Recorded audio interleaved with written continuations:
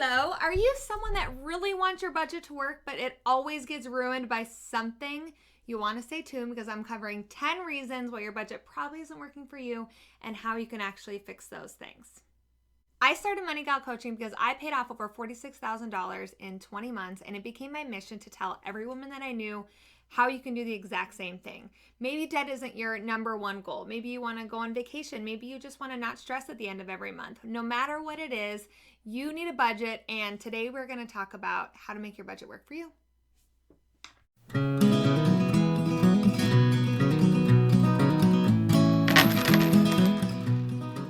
Okay, so in working with clients, there are a number of things that always come up of why someone's budget isn't working for them. So I decided to compile a list of 10 things that I hear quite often that people are running into, and the reason why that isn't working in your budget and why it's throwing everything off and why you actually think you're bad at budgeting when you're really not. And so don't give up on the budget. It truly is the only tool to live your best life, to reach your goals, to pay off debt, to increase your savings, whatever you're looking for in life. I promise the budget is your miracle tool. So we're going to go ahead and get started. Let's do the 10 things that is ruining your budget. Okay, number one, you're estimating how much you spend.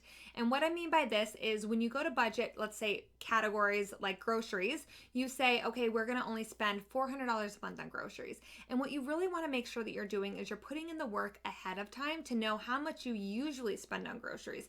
If you usually spend $200 a month on groceries, you're totally over budgeting. If you normally spend $800 a month on groceries, you are gonna fail, and there's no way that's gonna work for you with a $400 limit. So make sure you're tracking your past expenses. Go in and look at your last 3 months, do an average to get your monthly average, and make sure you have data behind the numbers that you are putting for each category in your budget. Free tool at moneygalcoaching.com to help you with this 90-day tracker. Just go to my website and download it. All right, number two is you're not making your budget zero-based. And what I mean by this is all of your income really has to equal everything in your budget. So if you make $3,000 a month, you should have $3,000 accounted for in your budget. And don't worry, I'm not making you spend $3,000. I'm just trying to tell you that every dollar that you have should really have a job. It should be going towards something, whether it's saving for a future thing, or it's paying off debt, or it is making sure that you cover your bills and you're just like getting by with your limited income right now. Whatever it is, your debt or your income needs to be equal to your expenses every month. That's sinking funds and everything, and they should be zero-based. And yeah. All right, number three, you're not tracking your spending weekly at the very least. So as you have your budget, life is good. As you're swiping your card, I want you to make sure that you're writing down those transactions somewhere, at least on a weekly basis. So sometimes Sunday morning when I'm waking up, I'm kind of just like snoozing my app and looking at all the things that I've spent in the last week and aligning them to the different categories, making sure I'm still in budget, projecting in my brain how much I have to spend in future categories for this next week. You can do it, just take 5 minutes every single day and just look at your transactions that you spent, whatever you want to do, however often you want to do it, but it should be at least weekly so that you make sure you're staying on track. All right. Number four is not overcomplicating things. I don't need you to have 12 savings accounts for all of your different savings goals and 3 credit cards because of all the different rewards, and but you have a joint account with your partner. And let's just make life simple right now, because when you're trying to figure out a new system and a budget and trying to make your finances work for you, you don't need to overcomplicate things. So if anything, stick to one credit card, maybe one checking account, maybe one savings, and just don't use too many things, because when you introduce too many things into your financial life, you also have to worry about making those payments on time, how much your payments are. I totally forgot that I put something on this card that I never use, and now I have to pay interest on it because I didn't make a payment. So do yourself a favor and don't overcomplicate things, okay? All right, number 5 is you're depriving yourself and you are leaving out your goals. Okay, this is my number one thing.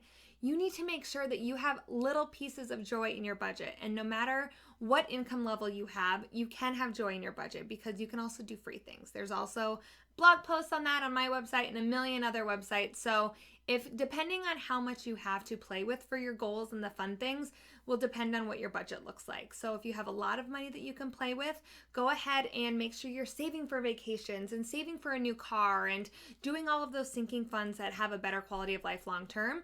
If you don't have a ton of money to play with, maybe you're just making sure you get a coffee once a week or once a month, or you're getting your nails done every other month, or maybe you just want to pay your bills and not stress and try to get ahead of your expenses by 1 month. Whatever joy and happiness and goals means to you, just make sure you're incorporating them into your budget, taking into account how much money you have first, right? All right. Number 6 is you are leaving out important sinking funds, and these sinking funds are bound to happen. And so what I mean by that is sinking funds are little bits of money that we're saving over a long period of time so that when that future thing happens, you have a whole bunch of money to spend towards that item. Great example for this is Christmas. We know it's happening every single year, and when we don't save money for Christmas throughout the year, it costs a whole lot of money to start saving for Christmas in October. So if we wanted to save $1,200 for Christmas, let's say, by saving $100 a month in January, you'll have plenty of money for Christmas in December.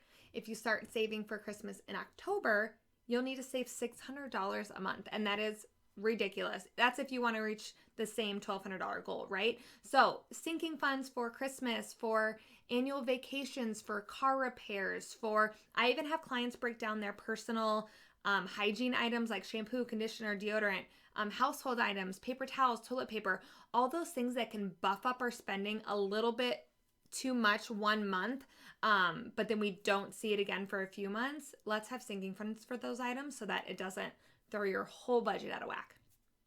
All right, number 7 is you're not adjusting for variable expenses, or you're not adjusting your budget as it needs to change. And what I mean by that is if you normally pay $100 for car insurance, but then you just added a new car and now you have to pay $175 for car insurance, but you're still budgeting that $100 because you totally forgot. And now you're at the pull money from your other categories because you didn't have enough for car insurance. That's a silly thing that we can totally avoid. Also, I like to have clients take a look at their budget every single year because we change, our priorities change, our goals change, our expenses on a daily basis change. And so what you spend on groceries in 2020 may not be what you spend on groceries in 2021 or 2022. So make sure you're looking at your budget every single year to look at every category to say, does this still work for me? And does this make sense? And is it still a priority, right? All right. Number 8 is not using a system that you love and that will work for your style.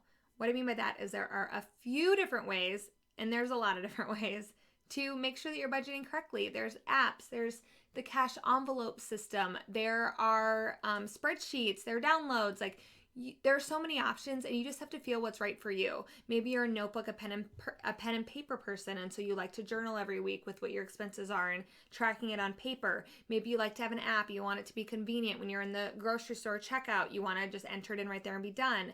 Maybe you need cash because you will spend if you have your credit card on you. And so by using the cash envelope system, you can just make sure you stick to your budget.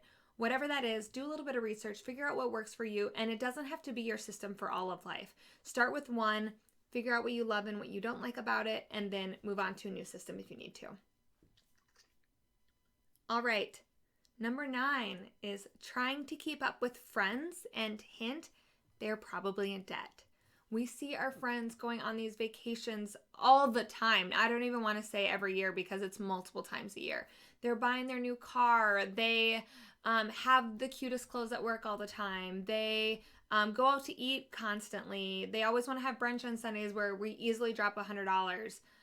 That's just not sustainable for everyone in their budgets. And I would argue that it's not sustainable for anyone. But if we're being real, don't project other people's spending habits on yourself. Have some inner reflection and some thought and some thinking with yourself of what is important to me, what do I value in life, and does going to brunch every Sunday, is that more important than going on a vacation every year? Sometimes the answer is yes, and do it. But sometimes the answer is no. Or sometimes you know you want to start going to grad school and you'd have to start saving for that. Or sometimes your car is about to kick the bed and you know you're going to have to buy one sooner than later, and so you just have to not go out to eat for a little bit. Whatever it is, you are cutting things out of your life for a reason for you. Personal finance is a personal journey. Don't compare what you're saving for, what you're spending on, compared with what your friends are doing, because they don't make the same amount of money as you. They don't have the same amount of debt as you. They don't get the same amount of help from their parents as you, in a good way or a bad way. And so you can't compare yourselves to other people. Number 10 of the 10 things that are probably throwing your budget out of whack is not having a plan A, B, and probably C. So what I mean by that is you are having a plan A, and that is your number one plan. This is my income and this is my budget. Life is good, right? And then COVID happens. And so we have to have a plan B. Okay, maybe our income reduced a little bit. So now what are we going to have in our budget that we no longer can afford anymore? Maybe we are grocery shopping a little bit less, or we're just being more selective at the grocery store and making sure we're not impulse shopping. Maybe we're not going to be having a clothing budget because we're not leaving our house and there's no need for new clothing. Maybe you're not going to get your hair done as frequently. That's your plan B for in case something happens. And the reason why I want you to have multiple plans is so that when you come into this new stage of life where your income either goes up or down, whatever it is, I don't want you to, especially when it's going down, I don't want you to be in that stressful moment making stressful decisions, right? When you're just got laid off and now you have to figure out what you're going to cut out of your budget, let's do that work ahead of time. So if your income decreases, you already know what's going to have to go, unfortunately. And remember, this is all just temporary. This isn't forever, because your income will go up. You'll get a raise. You'll get better at budgeting. So don't be disheartened. Keep working on your budget, and remember that every step that you take every single day is a step closer to your future life and your future dream, and it is only up to you to be the person to make that dream a reality. So you got this. Thanks again, and good luck, and make sure you look at your budget to find all those items that we talked about to see where you can fix a few things. Thanks again for watching today. I truly appreciate you guys coming in and supporting me. As you know, my channel is very new, so it would help a girl out a ton if you would like and subscribe on this video and leave any comments that you have with questions. I will answer all of your questions, I promise, and I love hearing from you guys. So don't forget, like, subscribe, and let me know any future topics that you want to hear more about. I'd be more than happy to share my information with you. And don't forget, if you want to subscribe to the newsletter Budget Period that I send out weekly, link is in the description below, and I will send you all the tidbits that you need every single week of videos dropping, of new blog posts, of tips to get your budget in order, anything that you need to know. So subscribe to my newsletter. I'd really greatly appreciate it. Bye, you guys.